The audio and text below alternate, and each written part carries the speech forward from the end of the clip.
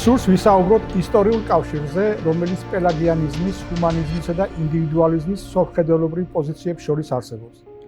ქრისტიანობას ყველა სხვა რელიგიისაგან განასხვავებს სწავლება, რომლის მიხედვით ადამიანური ბუნება დაცემულია, რაც სოდვისკენ დაუძლებელ მიდრეკილებას გულისხმობს. ჩვენ შეიძლება თავიდან ავიცილოთ რომელიმე კონკრეტული ცოდვა, მაგრამ რაღაც სხვას მაინც ჩავიდეთ. მართალია, სხვა რელიგიებიც და ფილოსოფიური სისტემებიც საუბრობენ ადამიანზე როგორც ცოდვილ არსებაზე, მაგრამ მათთან ეს პრობლემა ადამიანური ძალისხმევითაა გადაჭრილი. კერძოდ სათანადო განათლებითა და მასზე დაფუძნებული ზნეობრივი სრულყოფით. ქრისტიანობა ამის შესაძლებლობას უარყოფს.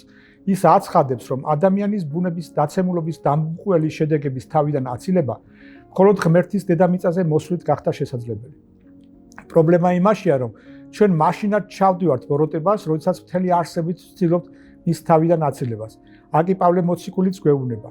კეთილს კი არ ვაკეთებ, რომელიც მსურს, არამედ ბოროტს, რომელიც არ მსურს.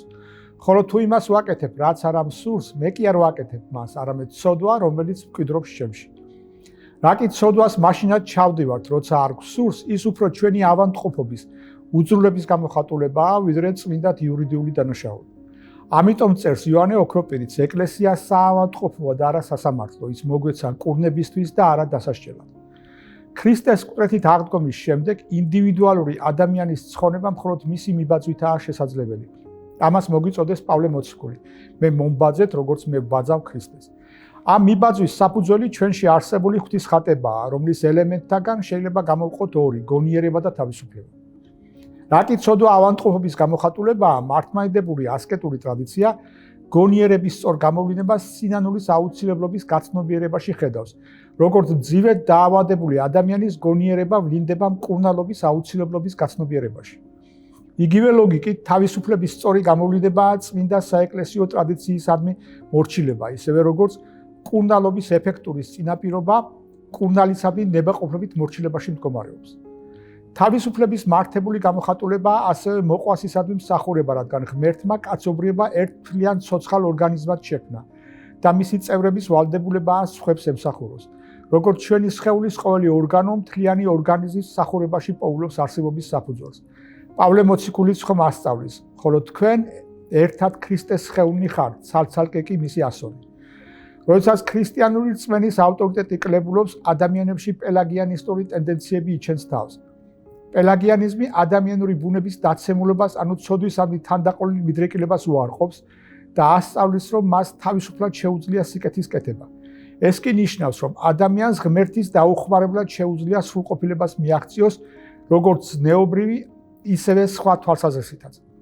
პელაგიანისტურმა ტენდენციებმა დოქტრინალური სახე მე-5 საუკუნეში შეიძინა, თუმცა მხოლოდ მე-14 საუკუნეში შეძლო რენესანსული ჰუმანიზმისა და ინდივიდუალიზმის ჩამოყალიბებისთვის მიეცა ბიძგი.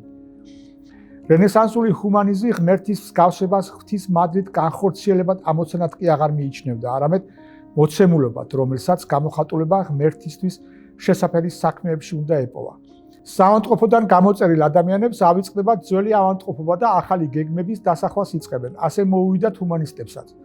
მათ პელაგიანისტური სულისკვეთების გავლენით ადამიანებს გრანდიოზული საქმეების აღსრულება დაუწესეს. მართლაც ერნსტ კასილერი აღნიშნავს, რომ პიკო დე ლა მირანდოლამ პელაგიუსის სული გამოაცოცხლა. პაულ კრისტელერი კი ამტკიცებს, რომ რენესანსული ჰუმანიზმი თავისი არსით რელიგიური მოძრაობა იყო, რომელიც ადამიანს ღვთაებრივი ატრიბუტებით ამკობდა. რენესანსული ინდივიდუალიზმი კი ადამიანის თავისუფლების სწორ გამოყენებას წმინდა საეკლესიო ტრადიციის ნებაყოფლობით მორჩილებასა და სხვათა მსახურებაში კი აღარ ხედავს, არამედ ძველი ავტორიტეტებისგან განთავისუფლებასა და ინდივიდუალური მისწრაფეების განხორციელებაში. მართლაც ლორენცო ვალა მის თანამედროვეებს მოუწოდებდა ავტორიტეტებისადმი მორჩილება დაევიწყებინათ. ლეონ ბატისტა ალბერტი კი ამტკიცებდა, რომ ადამიანს შეეძლო ყველგან მიეღწია სრულყოფილებისთვის. რენესანსის შემდგომ ჰუმანიზმმა და ინდივიდუალიზმმა გამოხატულება პოვა მოგვიანებით წარმოშობილ იდეოლოგიებში, იქნება ეს განმანათლებლობა, ლიბერალური უტოპიები, მარქსისტული კომუნიზმი თუ მესამე რაიხის ნაცისტური პროექტები.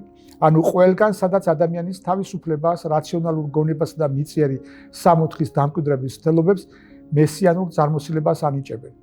ჩვენი თანამედროვე ერთ-ერთი უაღრესად პოპულარული ავტორი იუვალ ჰარარიც ამტკიცებს, თავის წიგნში ჰომო დეუს, ანუ ადამიანი ღმერთი, რომ ჩვენ ინფორმაციული ტექნოლოგიების საშუალებით ღმერთის ყველაზე მთავარი ატრიბუტები მივითვისეთ.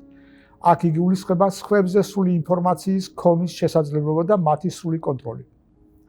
მოდით ამ უაღრესად დამაფიქრებელი პროგნოზით დავასრულოთ ჩვენი საუბარი.